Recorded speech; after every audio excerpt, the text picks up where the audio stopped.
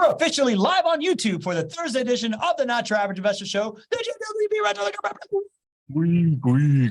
I'm your host, Pablo Gonzalez, and with me, as always, is the man that I love to call GC because he's great with directions, because he knows how to generate cash flow, because he knows he's got genius concepts. I'm so thrown off today. He's a great co-host, and because his name is Gregg Cohen. Say hello, Gregg. Hello, everybody. Great to be with you. With us, as always, is our phenomenal community manager. We call her MTM because she brings us the moments that matter, and because they like to call her, actually named by Lee, Madison the Magnificent. Say hello, Madison. Hi, everybody. And today we got a special treat. We got two special treats today. We got a guest investor in the house, been with JWB since 2014, retired banker turned real estate pro that is now retired and has four properties with JWB right down the street from us in Columbia, South Carolina. Joe Culler, welcome to the show, Joe. Hello there. Good to see y'all. It is good to see you too, man. We're pumped to get into your story. Crashing the party today, unannounced. You may or may not have seen him before. He's the MVP of the community, Lee Bishop. He's here at the auditory. He's just adding good looks to the mix here. Just bringing up the aesthetics. No, I'm not.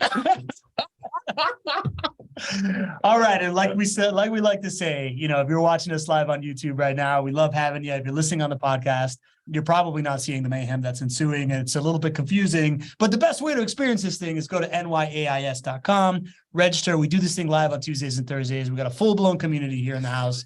And we also have a little tradition. It's called the roll call, It's called the roll call. Joe, you ready for the roll call? Yes, sir. Let's go. Madison's welcoming everybody to the show. We got the touchdown maker, Shannon Baker, in the house. We got our leadoff hitter. That's John Henning, of course. John Henning. We're going to get some of these. We got the mother of the godmother of the Not Your Average Investor Show community, Lydia Philson, in the house. We got a man that likes to greet everyone with a Feliz Dia de la Propiedad, amigos. Bill Shields. Bill Shields. We got Tony D. Tony D's in the house. Anthony did it from Jupiter, Florida. We got our regulars, the second family of the Not Your Average Investor Show from Marietta, California. Gary and Rosalind Riley. I feel like, you know, we do something for the first family. I feel like we need to have some sort of salute or salutation for the second family. Let's work on that. Just add that to my list. Write that down.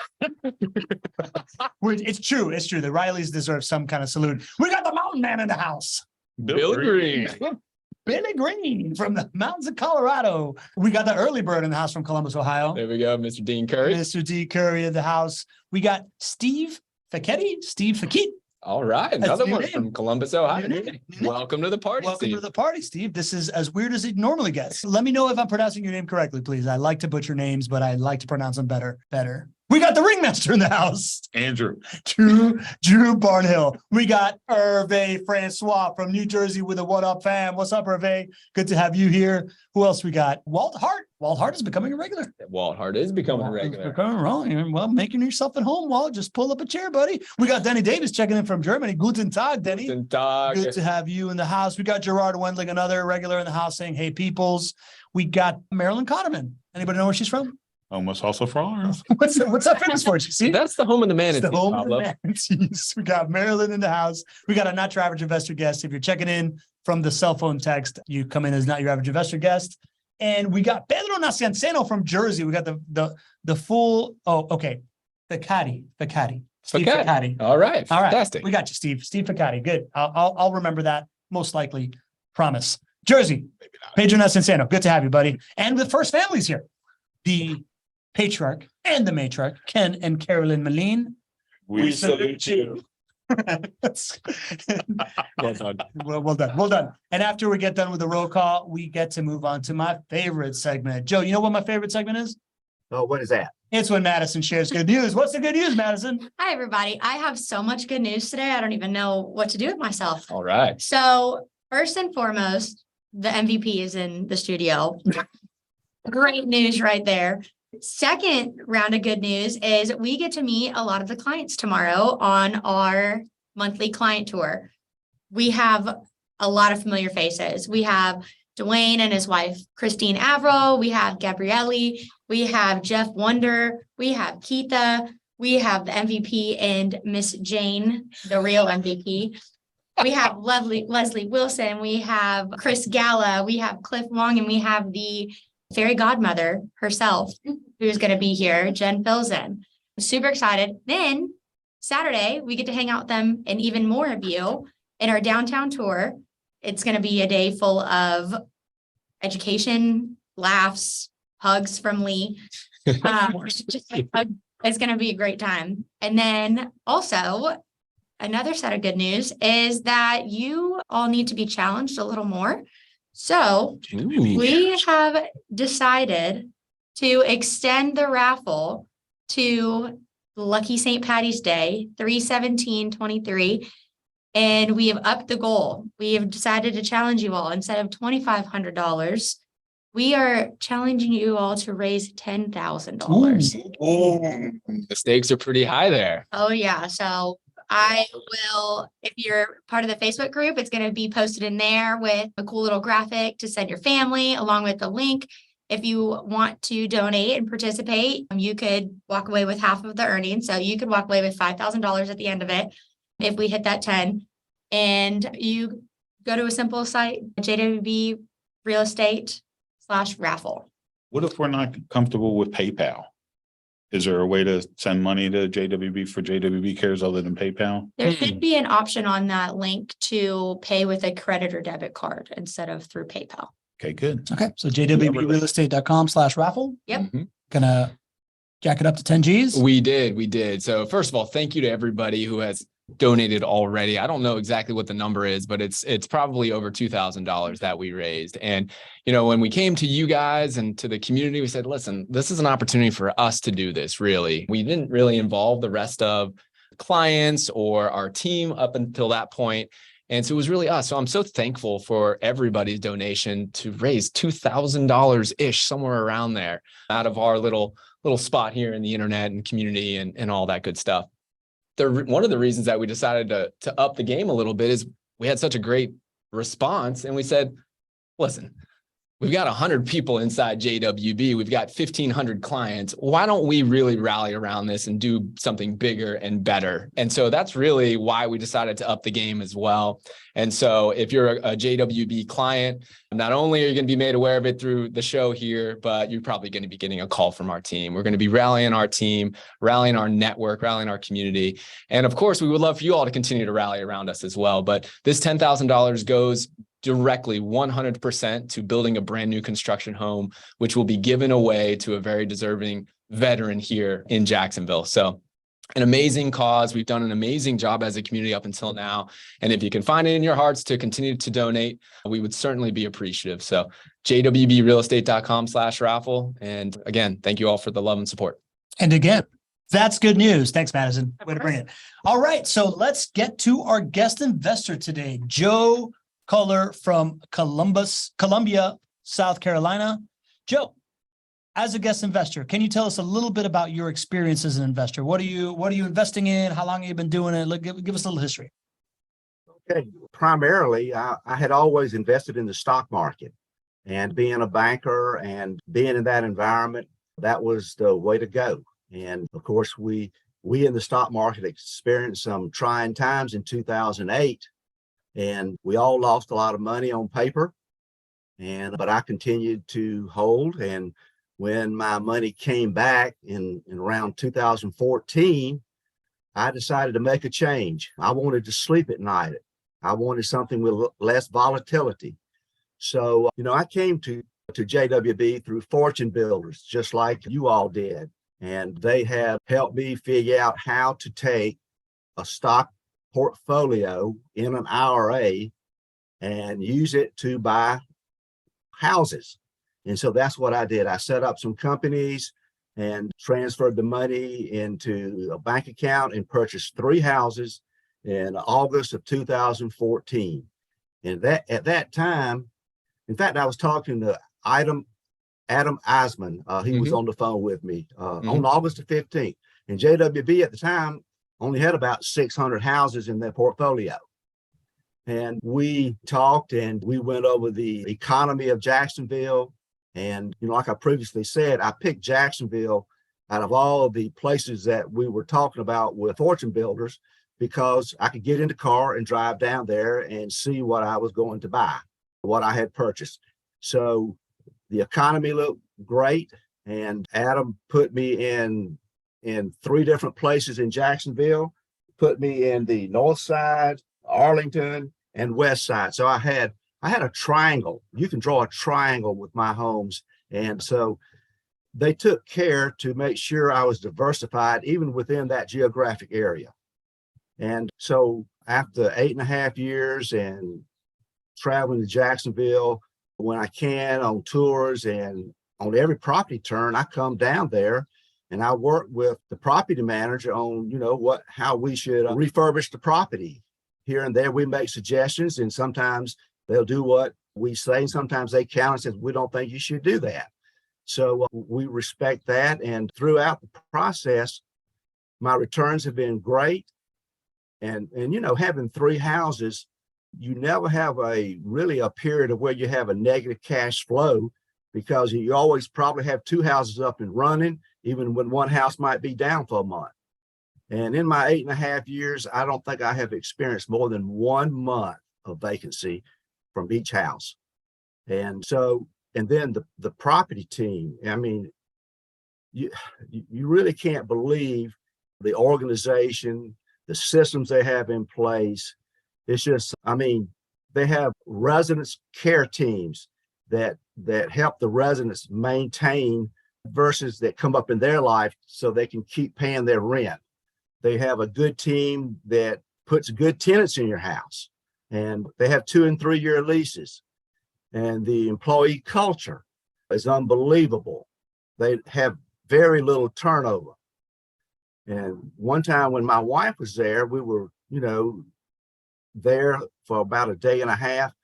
And she was a real estate agent at the time. And she says, if we moved to Jacksonville, I would work for this company. So it's been a great run. There's not a negative thing to say about y'all. Wow. Well, Joe, thank you so much for all those kind words. As you were sharing some of those things, I was just thinking, very successful banker who has invested in the stock market, it seems like, for the majority of your investing career.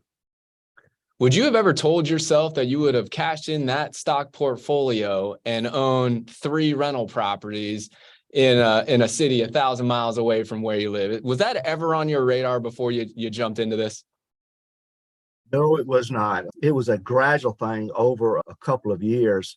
Again, working with fortune builders and doing a couple of flips myself here in Columbia, South Carolina. And I was in my 60s when I was doing that, retired from banking. My wife was in residential real estate, so we were working together in that. So we flipped a few houses. And, when you guys started, y'all, like you said, you were 23 years old. You had all the energy in the world. But, I didn't have that as much energy as you all, I would say. But, flipping houses is hard work. It's not as easy as some people say it is. But anyway, we flipped a couple of houses and was successful.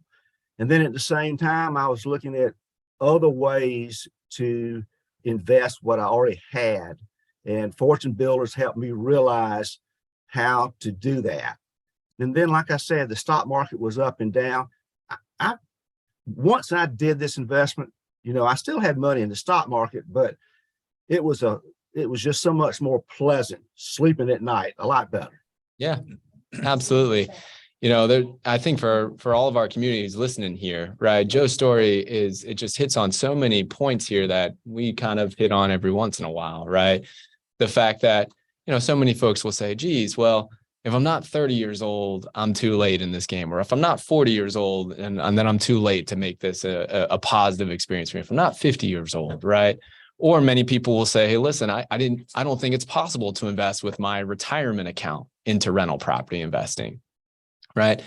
I don't think I can do this living in a different part of the country. It seems like your story here resonates on so many levels to those folks out there who might be curious, but might not know that you can actually do these things and be successful. So I'm so excited to dive more into your story, my friend. Yeah. And I was 66 when I got started with you. Yeah, 66, man. That's, we were just talking about that on our run this morning, right? How like the number one thing you hear once people get interested in it, the number one thing you hear is like, well, I wish I was younger. I wish I would have done it sooner. Yeah. So we're going to dive into that, Joe. First, we're going to make you earn your stripes of guest investor over here. We're going to see what you think when you see this new property here. So we're going to magically whisk ourselves away here to 5398 107th Street. Does not really lend itself to me making a joke with this name. Yeah. So I'm going to have to challenge you there. I'm at a shortness. okay. Jacksonville, Florida.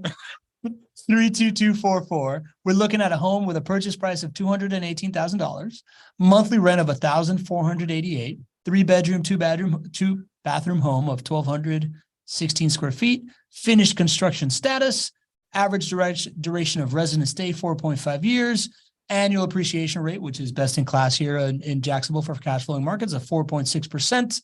And of course, what we actually, not your average investors, look at this IRR of 14.77%. That is nicely bolstered by the incentive that JWB has in place. Joe, before we go to you, I always like to ask my boy GC over here, what do you like about this property? Well, I thought you'd never ask, my friend. I'll tell you what I love about this property.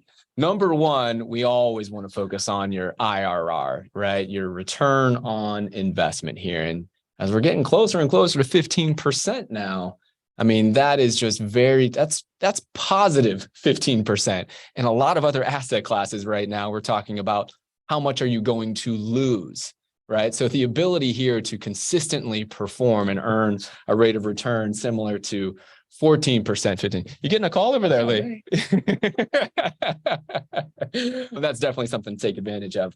Here's what I love, though. We've got this incentive package coming out. Well, it's here now. It's been here for a little while. That incentive package is going to be ending on March 31st. And so if you are a new client, it takes some time to make sure that you're brought on board the right way to be able to put a property under contract. It takes, sometimes 2 weeks, 3 weeks, sometimes 4 weeks. And so right now is a really critical time. If you're thinking about jumping in and investing in your first rental property, you're going to want to get on the phone here now or very soon to make sure that you can take advantage of this incentive.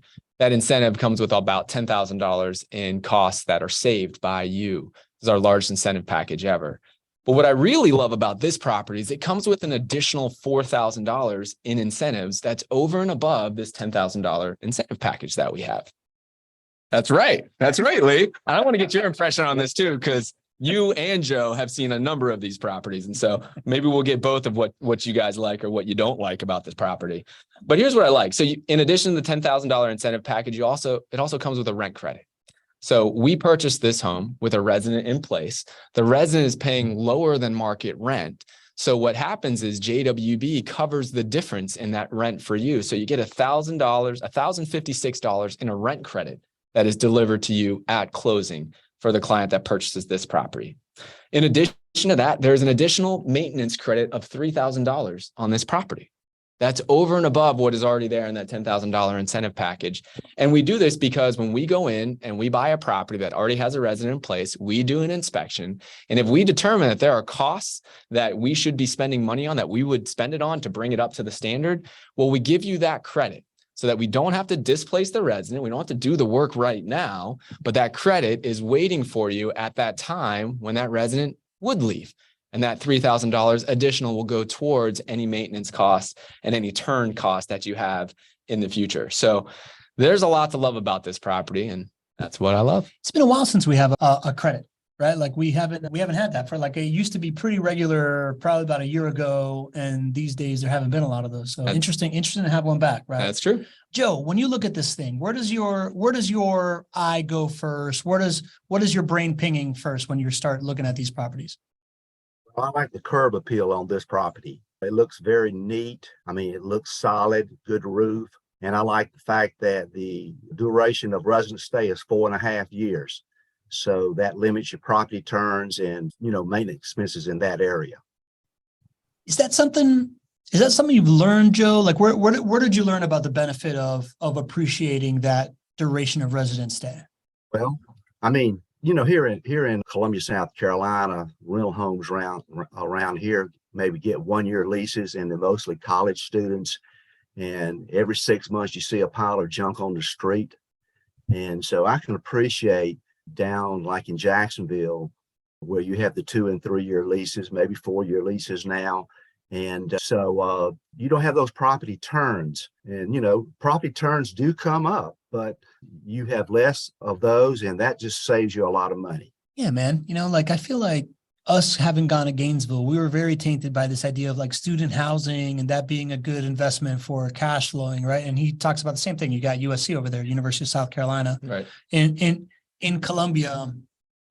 What do you think about that, GC? What do you think about the benefit of having the student population that's always going to be a supply versus the long-term resident stay?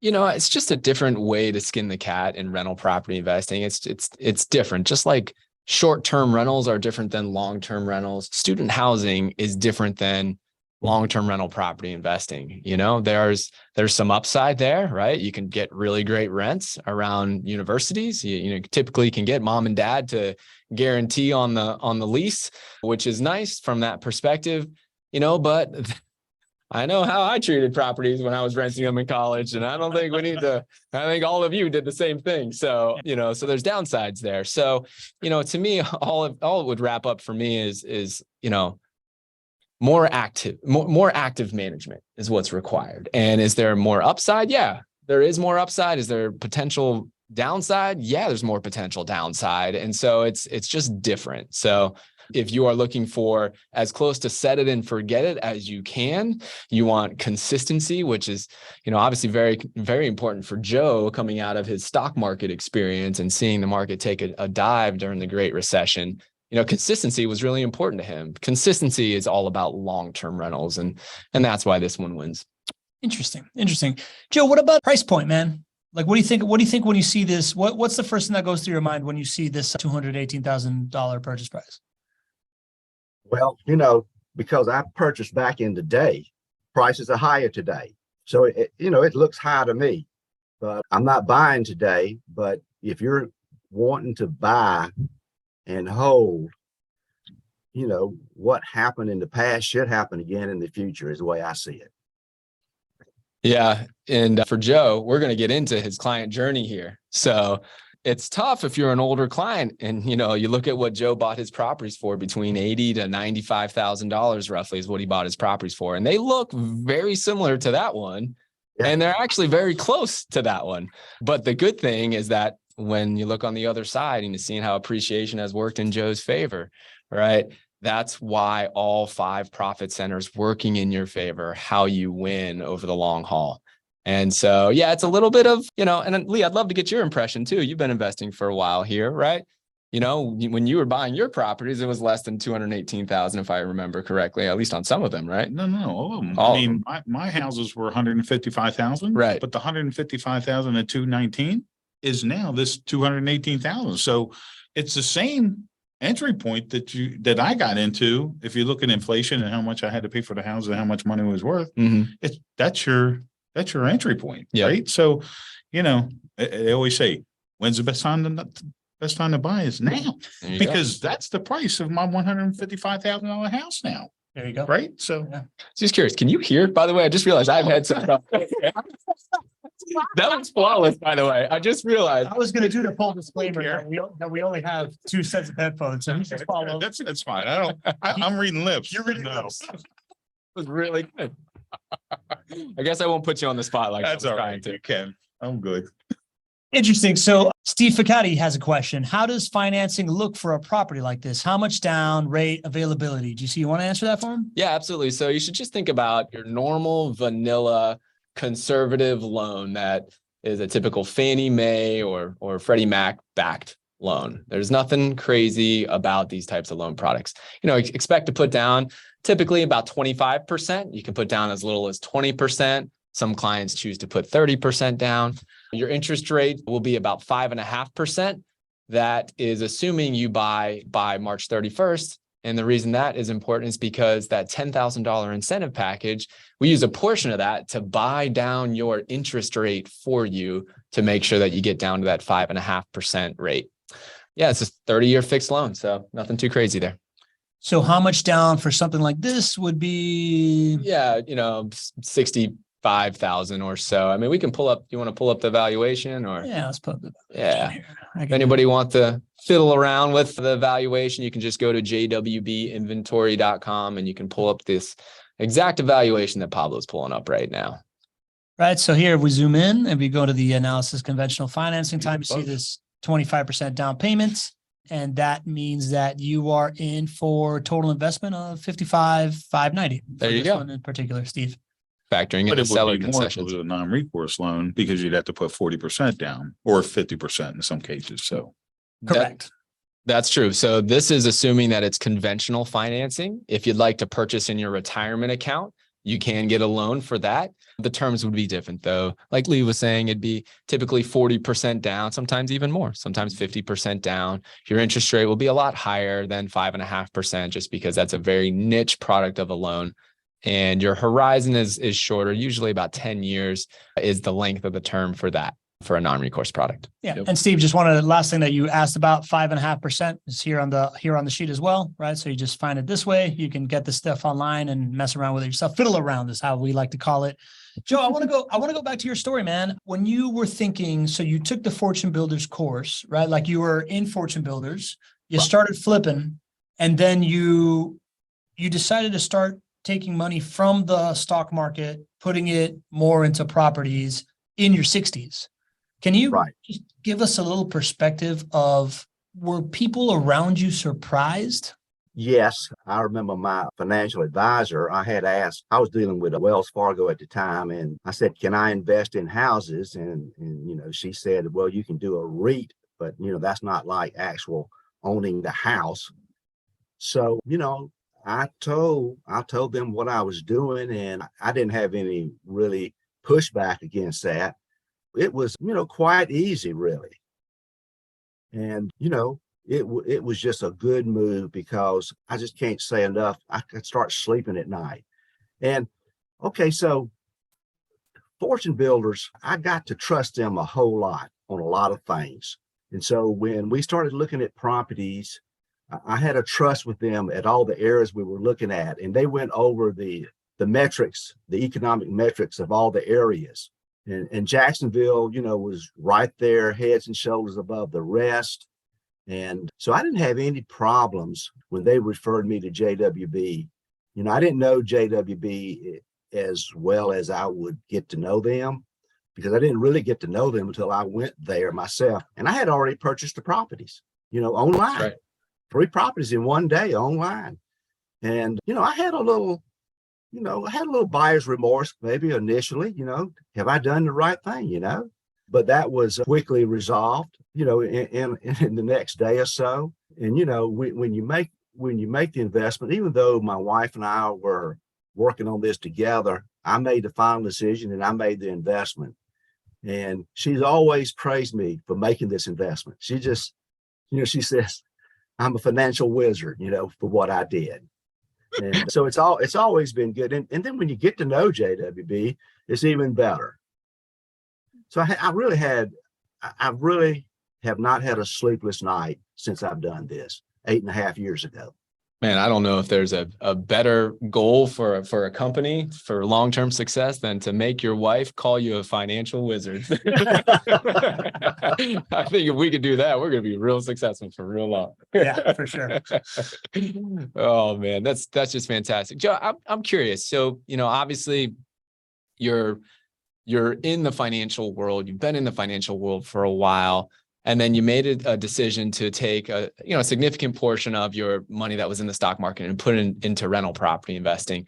How did you come up with the amount that you wanted to pull out? Did you have a certain asset allocation percentage that you wanted to pull into rental property investing, or would you mind sharing how you came to that? Well, in talking through it and working with Fortune Builders, and in fact, I was working with you all know John Blackburn. I was working of course. Good friend of the show. He said we should buy 3 houses to start out with. Mm-hmm. And like I said, with 3 houses, you have that diversity of cash flow, because not every house is going to be in a property turn at the same time, more than likely. Mm-hmm. So I've never had any situation where I've had to put more money back into my initial investment. Mm-hmm. It's always been a positive cash flow. And then the different areas in Jacksonville they put me in, all this was just a great plan that was suggested to me, and everything's been good. Lee, I'd love to get your perspective, because I don't know if you've been reading lips here, but what Joe is talking about is the value of building a portfolio. In his case, it's 3 properties, and you, it's 5 properties. And it's Right. for the consistency, because we know that at certain times there are vacancies, right? Things do Yeah, happen in your properties. Absolutely. I was just talking to Helen about that, my Yeah. portfolio manager. And so you want to have the risk mitigation. The more properties you have, the more you can cover from vacancies and maintenance and that kind of costs. And when you have a retirement account, you can't, mix and match. You can't take it out of your check, your checking account and say, all right, I'm going to put $5,000, to fix something in my Right. retirement account. The IRS says, no. Nope. Sorry. But I don't know what Joe said, but I took like 50% of my retirement and $500,000 out and bought the 5 houses back in 2019. Mhm. And everybody thought, ooh, my portfolio guy for the stock market said, oh, you're up 29%. That was a good time to take it out. And I was like, okay.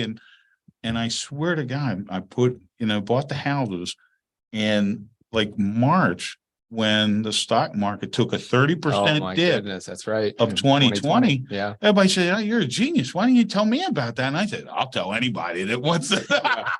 Don't threaten him with a good time. Jane and I were like, yeah, we're brilliant. Right? We got financial wizards being the moniker for you and for Joe out there.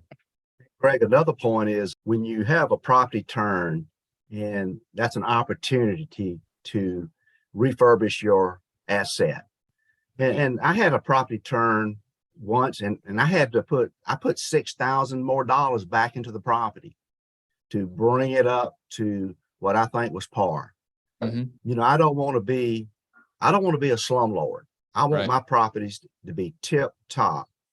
And I probably have done more to some of my properties than maybe your property managers have suggested, because I look at that as going to be value added at the end. So, I would tell anybody investing, don't worry about having to put more money back into the properties as you move along, because it's going to pay off in the long run. We're about to see what that looks like as we go into your client journey. So you're 100% right. Joe, the other thing, and I don't know if you want to save it for the client journey, but it's Lee also invested in his retirement account. Joe, if I get it correctly, you also invested in your retirement account. Right. What was I know that Fortune Builders helped you through that. What's the lesson there? I mean, is that a difficult thing to do if you don't have Fortune Builders? Is that something that you've recommended to other people so that they understand that better since? I have found out that most CPAs don't really know the process to get that done. So I worked with Fortune Builders and Nevada corporate headquarters. Mhm. They helped me a lot in setting this up. And they seem to have the knowledge on how to do this. Not everybody does. You've got to set up an LLC that the property is named in. You have to set up another LLC as an employer, that you're the sole employee of that company. That way you can control the checking account when all your rents come in. I pay my own insurance. I pay my maintenance expense. I pay my property taxes. I see where every dollar is going every month. And I do have a trustee. Provident is my trustee. And when I want to take money out, I send them the money and they send it back to me. So, I follow all the IRA regulations, and everything's been fine. If you set it up right, it will work very smooth. And they just want that 5,500 form to be filled out so that you can show what your asset is worth. And especially if there's a lot of changes and everything, but Horizon Trust in my case would send me that document, and then I asked JWB to fill it out, and they tell me what it's supposed to be. I don't try and guess, right? Right. So, Yep. Interesting. There's little things. I mean, the biggest thing is to work with a team that's experienced, that can guide you through it. And Fortune Builders, NCH, who Joe is talking about, Horizon Trust, New View Trust is somebody that I use, all really wonderful providers. JWB, we have the insight to guide you and to put you in touch with that right team. But just coming off the streets, people don't know that this is a thing. Yeah. People are told that you can't do this. People are told that it's illegal. Right. So, having a team here to walk you through it is critical. It's scary if you're going at it by yourself. People that aren't, don't have any skin in the game to call and talk. Like, I don't mind people talking to me all the time. No. We know that. All right, Joe, you ready to take a journey through your portfolio experience that GC put together here for you? I'm ready. All right, let's do this, man. I'm going to share the screen here. So Joe, have you taken a look at your client ROI report lately? Yes, I have. Lifetime is 6.79%. Ooh, I love it. I love it. Wouldn't doubt that. I mean, I think that's probably the best response for many of our folks on our client journeys. Normally, folks are like, yeah, I've taken a look at it or whatnot. I'm not. Joe made it clear he's very prepared for this. Oh, that's Yeah, he's a banker. I Yeah, mean, what do you know? yeah. Banker by trade. Way to go, Joe. Fantastic. Well, we've got some new and exciting things that we're going to even add to your client ROI report today. I'm going to be factoring in your home price appreciation, which is that hidden profit center that doesn't show up on the client ROI report. So, but all of your client ROI reports, any JWB client out there, it's going to start with your goals. And so, for Joe and Renee, I wanted to show you the goals that we collectively put together as a part of that plan that Joe was talking about in the beginning here. We always want to find out the client's why. And Joe, your why was supplemental income, and I'm assuming consistency. That's what drove you to building this portfolio. Am I right? Correct. Back in the day when we were first starting, we just talked about the ROI. We didn't talk about appreciation. We just knew that would be gravy. We didn't even worry about that. Exactly, because cash flows and the other profit centers outside of home price appreciation back in 2014, they were so good compared to the other alternatives. You didn't even have to think about home price appreciation at that point. You could earn, call it 6.5% returns for a cash purchase and compare that to what you could get in the stock market. And even without home price appreciation with consistency, you were winning. So, sorry, I thought you were jumping in. So, Disruptive. so that's really kind of the mindset that Joe had going in. But then what we did is we turned this into a defined passive monthly income goal here. And that's that $2,100 that you see there. Now, over 3 properties, that's $700 a property. Now, Joe, do you happen to know, and I'm only putting you on the spot here because you have such a high reputation right now about knowing your numbers. Do you happen to know what your income is on one of your properties each month right now? Well, the total is $3,331. There we On all go. 3 properties.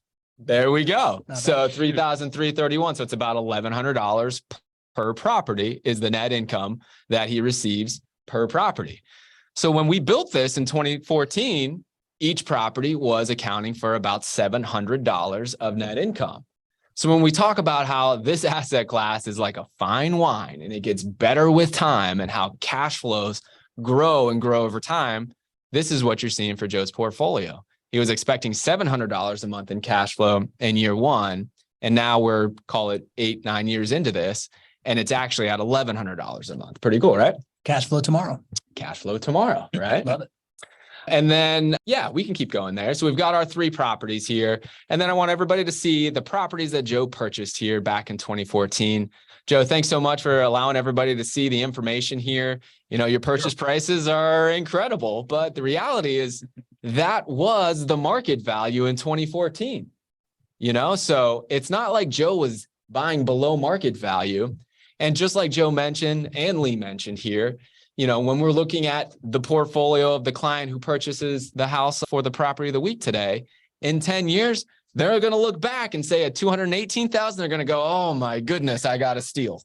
And the reason that I'm confident in that is because that has happened every single real estate cycle as long as we've been tracking home values. You just have to give it a full market cycle, which is, again, between 10 to 20 years. And that's how we know that's going to happen. The other thing to point out here is I thought it was pretty cool when we asked Joe, what did he love about this property? He looked at the picture, which, for me it's not really where I want you to look. I want you to look at the numbers, right? But what I think is, yeah, I know you're a banker, Joe. But the interesting thing there is these are renovations, and, clients today, investors today fall in love with only new construction.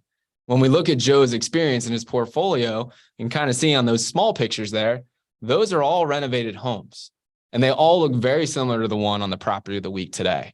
So great example of somebody who's having significant amount of success with renovated properties, which is why I love both renovated homes and new construction. Did we talk about the fact that he purchased them all in cash? I think that bears repeating for sure. Yeah. You know, Joe, why did you buy them all in cash? Well, it's obvious. I took my money in the stock market and used it to pay cash for my properties.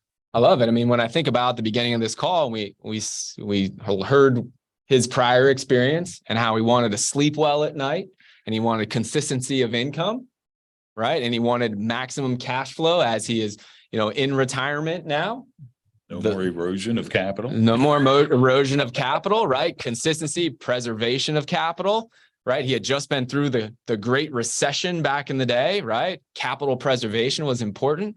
Those things line up to cash purchases, And if you think about the alternatives for Joe at the time, he could have kept his money all in the stock market, which goes up and down, right? A lot of variability, and that just didn't work for him.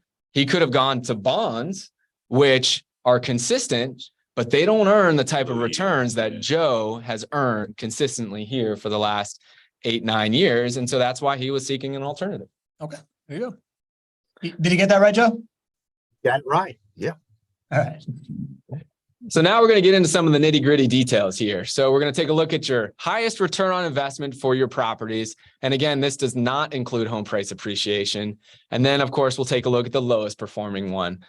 This one on Beverly is your darling there, Joe. This is the one that's been performing for all those profit centers, not named home price appreciation at the highest return, which is about 7.4%. Anything that would have stuck out to you as you said, I love this one on Beverly more than the other ones? Really, this is my second favorite property. It's in a nice circular neighborhood. All the houses in the area are being fixed up, and I'm getting people wanting to buy this property from me every day. I mean, it's just a neat looking property. It is. Where is that located? In the west? Yeah, it's not too far from the one on 107th Street, which is the property of the week. On the west side, yes. This is on the west side of Jacksonville, because 32210 is one of the main zip codes on the west side, and another main zip code is 32244, which is, the property we were just looking at. It's a wild guess on my part. Yeah, you're pretty good there. Let's look at consistency here though, right? What other asset do you see that, almost every single, the only range here has been from 2.5% to 9.5%, right? You don't see any years where it's gone down. It didn't go down in 2020 when the pandemic hit, right? It didn't go down any other time. And he's had property turns that have come along. So when we're talking about consistency and why you purchase with cash, many times you wind up with a track record, with a return on investment trend over years and years and years that looks just like this. There you go. All right. And now let's look at the lowest return on investment. And the cool thing is, again, when you buy in cash, you have much lower variability. So the spread between your highest return on investment, Joe, and your lowest return on investment is like 1%, right? It's not very wide here. So this is the lowest one on Bloxham Avenue. And this one returns at 6.13% for your annualized lifetime returns. Where does this one rank for you in your 3 properties? Well, this was one of my least favorite, but I think things are turning around in that area today.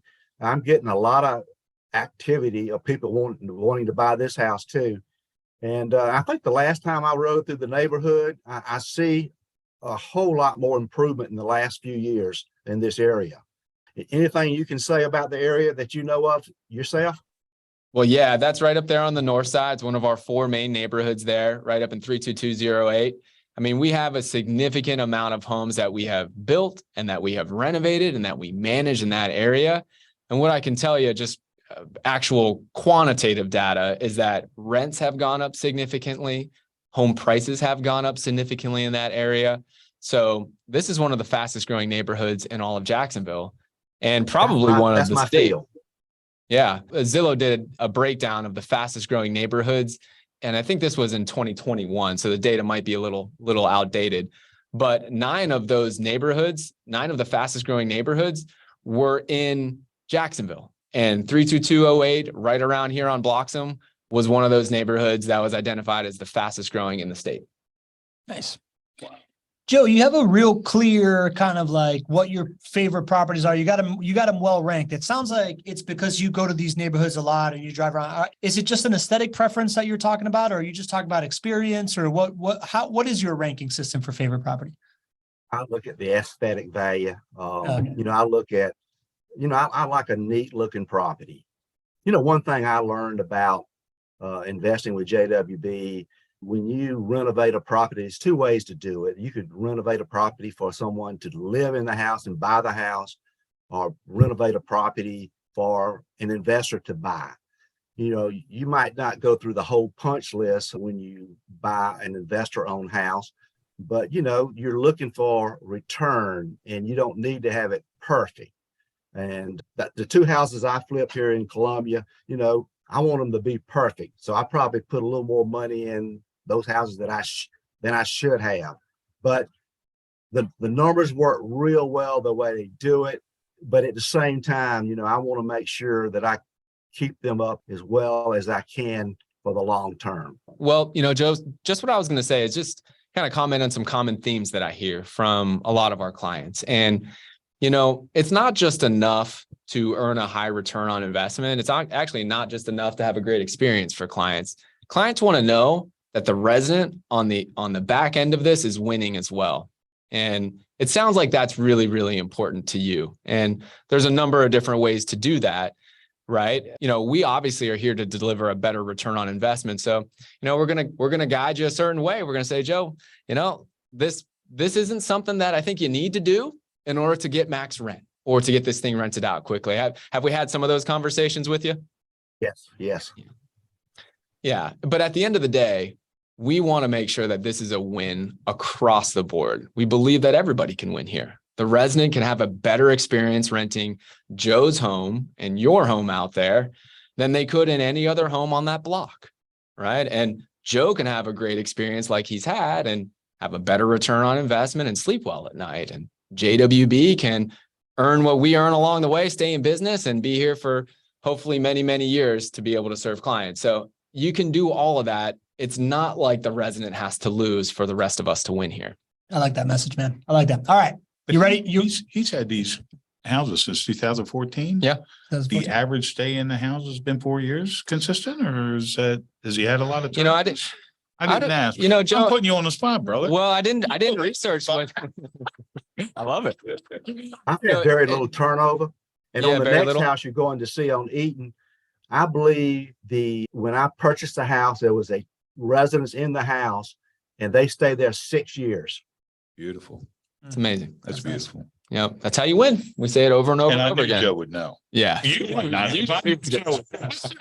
I'm kind of concerned about putting numbers in front of Joe. Double check this. Joe. Your concerns are about to be realized right now, because this is the overall review that GC put together.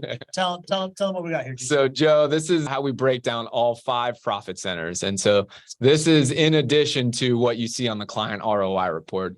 The difference here is including your home price appreciation, which has been significant, and we're so happy for you. So from 2014 until current, Joe, you've earned just a shade under $160,000 in net rental income. That's consistency, that's peace of mind, and that's what you weren't getting in the stock market. So super, super happy for you. How's that changed your life, man? It's let me live a comfortable life with everything else we've got going, not having to worry about the stock market, just watching the rent come in every month. And it's just been very consistent. It's really wonderful. And I think the message here is that, in Joe's case, and I think for the investing public out there, for far too long, rental properties have just not had a seat at the table when it came to your overall investment portfolio. This is not an example of Joe putting everything that he has into rental properties, right? He still kept some in the stock market, right? But he carved out a percentage that was going to bring him peace of mind, because this is a more consistent asset class. And that's what this asset class has done. So I hope others will kind of follow your example, Joe, right? And start to look, especially in retirement accounts, especially we're going into a recession, most likely at some point, this is a time to take a hard look and say, what is going to bring me peace of mind? What may not bring me peace of mind? And carve up a percentage there. Yeah, my only regret is I wish I had started earlier in life in doing this asset class. Or somebody would have told you earlier, right? And had you listened, I'm sure you would have. Did you say that when you were investing? Oh my God, yeah. Yeah. Why did I thought I was Have you lying to said my that? whole life. Oh, yeah. Yeah. Yeah, I said everybody, that when I everybody started says that. doing Everybody says that. Yeah. But it's true. Everybody says that. All right, breaking down the other profit centers here. Tax savings, a big fat zero here. Lee, I'm gonna put you on the spot. Why is that zero? That's zero because it's in his retirement account, cuz. That's right. That's Fail. right. That's right. That was a softball. That was a softball. So I hit it at a park. So Joe already is experiencing the tax savings because he's buying these properties in his retirement account. There's no additional tax savings that you get simply because of rental property investing in your retirement account. You already get it. So that's why that's a zero there. Principal pay down. We love principal pay down, but you only get that when you have a loan. And so with Joe buying in cash, he did not get a resident paying off his loan for him. So that's why that's $0. But one thing he did get, and he got a whole lot of it, is home price appreciation. Joe, when you were first investing in this, look here, you have $268,000 in home price appreciation. Would you have expected that your gains from home price appreciation would have been more than your gains from net rental income? No, I would not have expected that.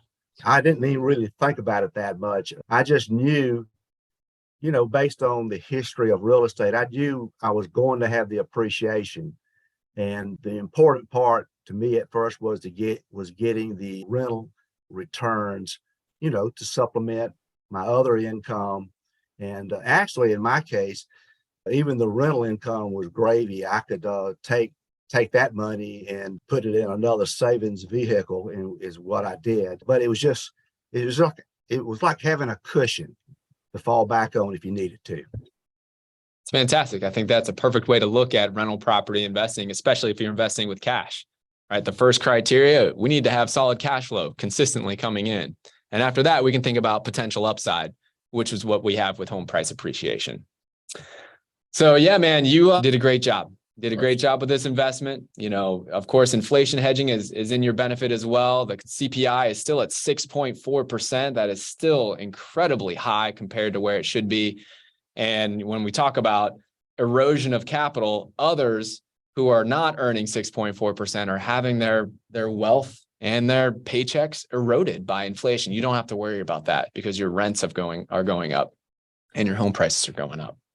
So your expected return on investment for all three properties when you made the decision to invest with JWB was a 7.2% return on investment. Your actual return on investment, Joe, including both profit centers that are working for you, is 13.4%. So we are 100% beating your expectations, Joe. We're beating them by a large margin, my friend. Congratulations. Thank you, sir. Now, Joe, you said that you had done all your own numbers. You're the banker, right? Like, how does this compare with the calculation that you made? It's right on. It's right on. And I'm not really a financial wizard. I'm just an average person, average investor. It's JWB that made me not the average investor. I tell you what, Joe, your sound bites are incredible. I don't know if you practiced this before, but between the financial wizard comment and that one, I think your legacy is going to live on, my friend. Joe, the last thing that we like to show also is to educate our community around, where the value comes in this investment type. We talk about this a lot, right? This idea that the majority of the return comes from the home price appreciation, no matter which way you cut it. Normally, we talk about this Pac-Man and the mouth of a Pac-Man. This is a Pac-Man about to take a big old bite because you put it in your retirement account and you bought it in cash, right? So like all rental income is this big piece, but it's still, the majority is still home price appreciation, right? What do you know? Which is why we like to tell people to invest in a growth market. 60 to 80% of your total pie, you guys see this week in and week out when we go through these investor journeys, 60 to 80% is home price appreciation. So you have to pay attention to cash flow, but you can't get too enamored with cash flow. You got to make sure it's a cash flow positive investment, but you have to pay attention to the market, just like Joe did. Joe, you've had some of the best sound bites we've ever had, and you've given us some really, really good stories. I guess last kind of question would be somebody who is you started when you were 62 getting into real estate? About 62, yes. Yeah. So, I mean, someone who's 62 years old right now has money in their portfolio, either in retirement or, they're invested in the market and haven't been in real estate.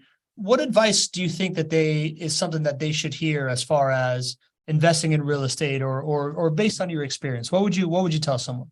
Okay, you have said this, but you need to start buying some properties and buy them right, have a positive cash flow. It doesn't have to be a great cash flow, but just so it's enough so you can enjoy owning the property. And then just forget about it. Let time go by. And in the years to come, then you realize the appreciation and how your investment has grown. And it all takes care of itself over time. There you go. What about if someone thinks that it's too late for them? I was 66 when I got started with you all. It's never too late. I probably have another 15 or 20 years with you. Is that all? I'm not buying that. Oh, this has been great. I love the fact that we've had 40 plus people on here this whole time. We've got two of our most valuable community members. We've only seen Lee, but Jane's over here watching the show as well. This community really, really makes a show. Joe, I really appreciate how you showed up prepared today. You've clearly watched the show, but you have your own perspective on this stuff, and your numbers and your sound bites have been really, really awesome. It's great meeting you. And this has just been a great one, man. I really appreciate you. And you're getting a bunch of great responses in the chat as well, man. So it's been great. Thank you for doing this. Yeah, I've enjoyed it. Yeah. We really appreciate you, Joe. Thanks for bringing your story to light. Thank you for sharing it. Thank you for kicking off JWB's Not Your Average Investment Tour week in such style here. I know folks are already in town now. We got the MVP. We have Jane. I know Jen is here, and I know others are coming here. So just super excited for what we have in store today, tomorrow, right. Saturday. Yeah, we got dinner tonight. We got dinner tonight. So let the party begin. It's starting tonight. It's going to be great. Saturday, we're going to see everybody. I'm really looking forward to it. Tuesday, our show is 3 sources of capital for investing that average investors don't use, but not your average investors do. Ooh, it's going to be a good one. I'm ready. Nice twist. Yeah. Lee, you want to send us off? No. It's all quiet now. All right. I just want to thank everybody, Joe, especially you for taking time out of your day in the middle of a work day on a Thursday. Never goes unappreciated. And remember, if you want to have these outsized returns, you want to have this growing asset, sleep better at night, you can't think like an average investor. See you next time. See you, everybody. Bye, Joe. Guys.